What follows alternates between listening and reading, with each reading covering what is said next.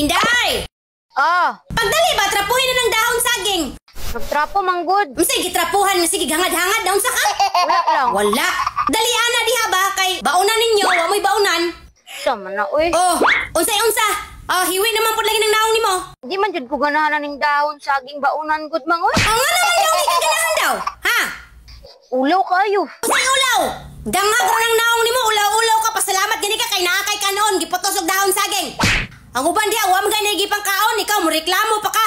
Ulaw. Unsa nangawat ka? Kay maulaw ka? Ulaw.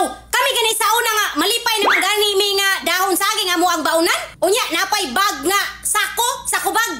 Unya baktason pa namo na eskwelahan nga parting layo Pila pa ka sa paa mo nga giyon para lang maka-eskwela mi. Malipay na mi. Wa mi nagreklamo. Pero ikaw, reklamador. Ulaw kumuto ko ng simod di mo ron. Ulaw ka diha ron. Alo, katawan manggod ko sa akong mga classmate, good. Nganong katawan man daw kanila daw? Katawan manggod ko nila kay dahon saging daw ako ang baunan. Ngaila kay kanang mga lain-lain og color na pagay flower. Sama niya! Flower dagway. Ulo kayo, dili ko mo sabay sa ila og kaunti. Katawan man ko nila. Usay katawan! Kinsa man ang sige katawa daw sa imong tuk-ana ko sa imong amawa ka. Sige, sumbong. Kahumot ra ana. Humo. Og dili ka pag-undang mo